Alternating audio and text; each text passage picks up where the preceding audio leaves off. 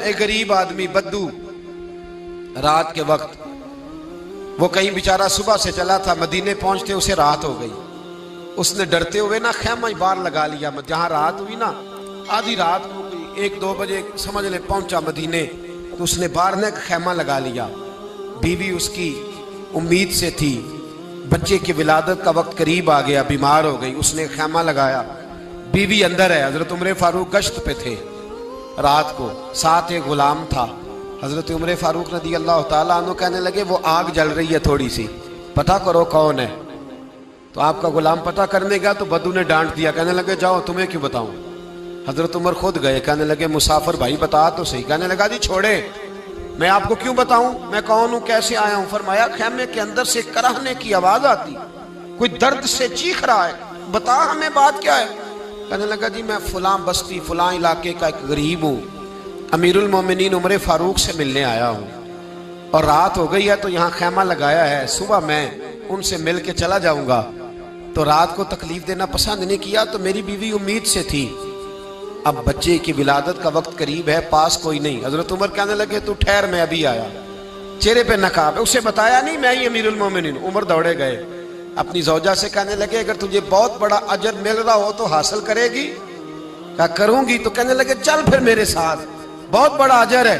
ایک دوست کے ہاں ولادت کا وقت ہے، ضرورت کی چیزیں ساتھ لے لو. اس عورت نے تھوڑے دانے لے لیے، گھی لے لیا. حضرت عمر سے کہنے لگی لکڑیاں اکٹھی کر لیں. امیر المومنین کونسلر کی بات نہیں بتا رہا آپ کو، میں آپ کو ایم پی اے کی بات نہیں بتا رہا، ایم این اے کی بات نہیں بتا رہا، جو 10 گاؤں کو ملا کے چیئرمین بنا اس کی بات نہیں بتا رہا. اس کی بات بتا رہا ہوں جو 22 لاکھ مربع میل کا حکمران ہے. اس کی بات بتا رہا ہوں جو گلی سے گزرے تو شیطان رستہ ہی بدل جاتا ہے. اس کی بات بتا رہا ہوں جس کے بارے میں میرے مصطفیٰ کریم صلی اللہ تعالیٰ علیہ وآلہ وسلم نے فرمایا میرا عمر تو وہ ہے کہ 950 سال حضرت جبریل بھی اس کی شان بیان کریں تو عظمت ختم نہیں ہوتی. اتنا بڑا شخص. حضرت عمر نے لکڑیاں اکٹھی کی، اینٹوں کا روڑے لے کے چولہا بنایا، پہنچ گئے. آپ کی زوجہ کہنے لگی یہ تھوڑے دانے ڈالنے، گھی ڈالنے اور ایک لکڑی لے کے اس کو ہلائیں، تیار کریں. خود زوجہ اندر چلی گئی. حضرت عمر باہر پکانے لگے. وہ بدو کہتا ہے میں اس طرح کا ان کے ساتھ بہیو کرنے لگا جیسے کو کسی چوکیدار کے ساتھ نہیں کرتا. میں نے سمجھا یہ عمر نے چوکیدار رکھے آنے جانے والے مہمانوں کا. میں کبھی پانی کا پیالہ مانگتا، کبھی کوئی بات، عمر دوڑے جاتے، کبھی پانی لاتے. او مسلمانوں، او میرے رسول کے غلام عزیزو. حضرت عمر فاروق وہ غلام کہتا ہے میں عمر سے کہتا، میں کہتا غلام پانی لا تو عمر دوڑ کے پانی لاتے. میں کہتا تجھے گھی پکانا بھی آتا ہے، پہلے بھی کبھی پکایا ہے؟ تو عمر فرماتے کوشش تو کر رہا ہوں. میں کہتا پہلے بھی کبھی تیری بیوی نے یہ کام کیا ہے؟ تو حضرت عمر کہنے لگے مجھے یاد نہیں، پوچھ کے بتاؤں گا. کہتے ہیں کیا رنگ تھا، کیا انداز تھا، کیا مصطفیٰ کی تربیت تھی، کیا انداز حضور نے سکھائے غلاموں کو. یہ کس طرح کا امیر ہے کہ یہ ہنڈیاں پکا رہا ہے، پھونکے مار رہا ہے ایک غریب کے لیے، دیہاتی کے لیے جسے جانتے بھی نہیں.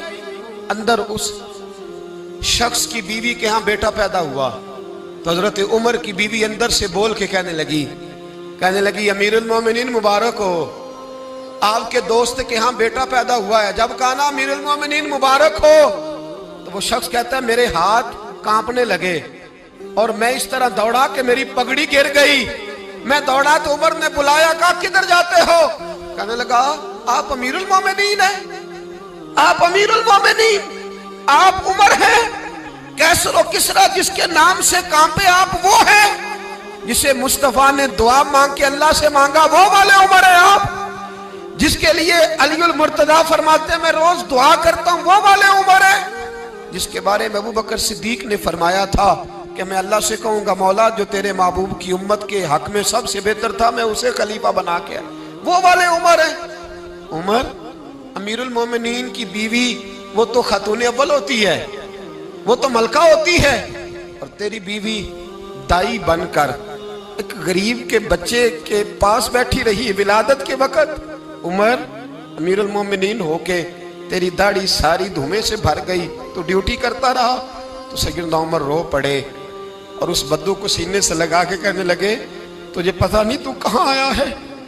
اس شہر کا پتہ ہے؟ اس نے کہا حضور کہاں ہے؟ فرمایا یہ میرے نبی کا مدینہ ہے، یہ مصطفیٰ کا مدینہ ہے، یہاں امیروں کا استقبال نہیں ہوتا، یہاں غریبوں کے استقبال ہوتے۔ یہاں حضور نے اس اسٹیٹ پہ میرے رسول پاک نے وہ والا رنگ دیا ہے کہ اب غریب سر اٹھا کے جینے لگے ہیں، اب مزدوروں کو عزتیں ملنے لگی ہیں، اب یتیموں نے سر اٹھا لیا ہے کہ ہمارا کوئی سننے والا